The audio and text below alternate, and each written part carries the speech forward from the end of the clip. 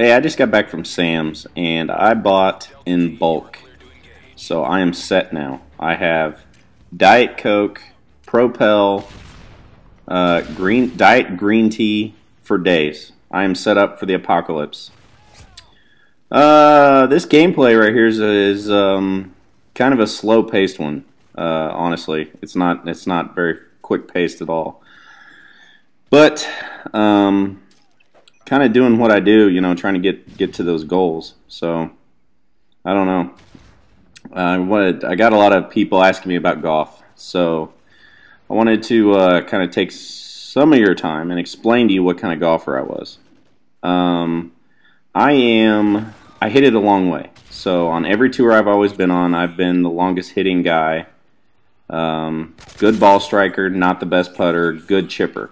Okay, so pretty good short game, and I didn't become what I would call as a good putter until like the probably the last 6 months of my my career there. So, but what I did do was I got a lot better at it. You know, I went to short game schools. I went and met with putting instructors all over, and I want to say that the best putting instructor I saw was his name was Dave Pelz, and I don't know if you got it. Some of you that play golf know who Dave Pelz is, and I used to work with him actually personally.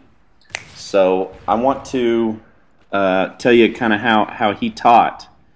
He worked for NASA, so he was real, you know, kind of an engineer type personality, and always looking for a formula to solve something. So I was kind of a field player, so this was like news to me. But the guy actually had an equation for reading a green, and I'm really good at math, always have been. So when he started showing me his formula or this equation that he had for reading a green, I was like blown away. I was like, well, hell, I didn't even. It was like easy mode. It was I didn't even know that you could do such a thing. So I learned. That was kind of the beginning of my last year, and I worked with him up in a place in Colorado called Cordillera, which is a really nice resort. If any of you know anything, that's where Kobe Bryant actually raped that girl, allegedly. So, and I was actually there like 2 weeks before it happened. So, you know, that could have been me. That guy could have came to my hotel room and raped me, allegedly. But anyway, really cool place, and I got to work with all his instructors. Had an awesome time. I learned a lot, actually. So I took those things and I applied them, and I became a pretty well-rounded golfer that last year. I think my scoring average hovered in the like 70 point something ballpark, and the last like 4 months of the year, it was, you know, I was shooting some really good scores. I've had 5 hole-in-ones. So I don't know if I've said that previously in a video. I got asked that about twice this week, I think. I have 5 of them. I don't think the hole-in-ones were that big a deal. I think of my hole-in-ones, I had one that was like the shot I envisioned. You know, kind of like a high, slight draw that like landed short of the hole and kind of like checked up and just went in the hole. That was a 5-iron. That was the only one that went the way I saw it. You know, the rest of them I'd like pull cut it onto line. It would just go in the hole. It's just kind of the way it is. I mean, that's why, you know, not the best players sometimes get a lot of hole-in-ones, but it's just kind of like blind luck. So that's the, you know. If you've got a hole-in-one, let me know. Post in the comments what the length of your hole-in-one is and what club you hit. I always like to read that stuff. And if there's like a extenuating circumstance, like be sure and let me know. It was pouring rain, there was 80-mile-an-hour winds, whatever. Just I like to read that stuff. So if you play golf and you got a hole-in-one, or if you got a cool golf story, let me hear it. If I had to tell you my coolest golf story, I have a lot of friends on the PGA Tour.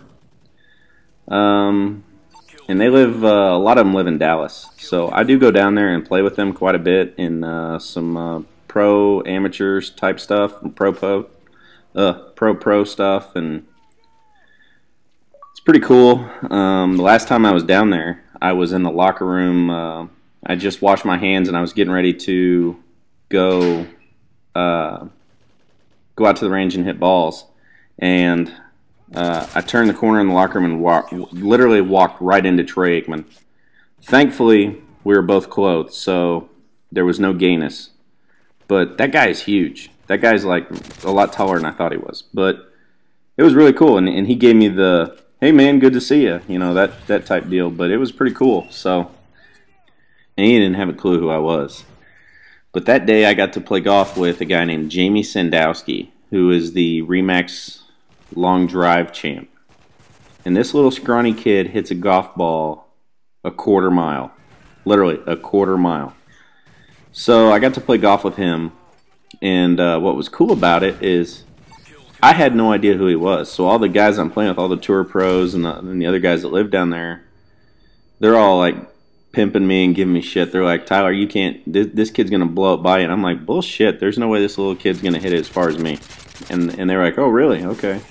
And I was like, well, I'll bet on it. And so for the price of $100 at the first hole at Vaquero in Dallas, I got to see Jamie Sandowski fly a golf ball.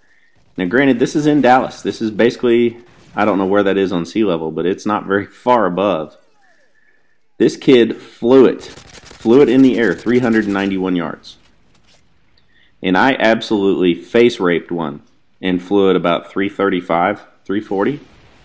And I was just, I don't think the kid's human. He's not, that's not natural.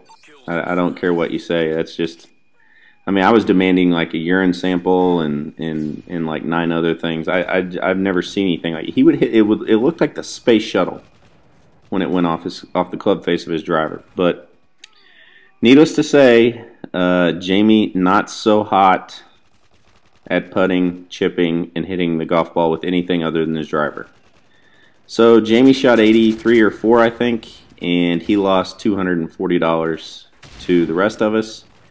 And he was the high scorer, I think, by 12 shots. So that was a pretty cool story. I've played with a couple celebrities, not really celebrities, but like professional athletes, lots of professional athletes. I know a bunch of them anyway, but I played a lot of golf with them.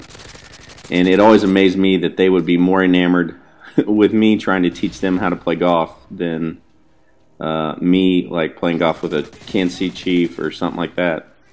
And on an enlightening note, I'm seeing a lot of news on Twitter that the Chiefs are getting a lot of media hype about Peyton Manning.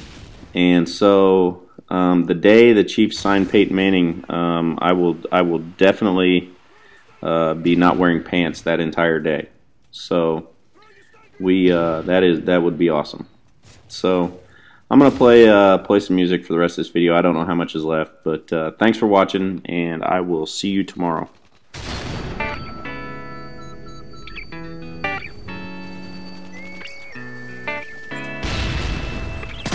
Thank you, guys.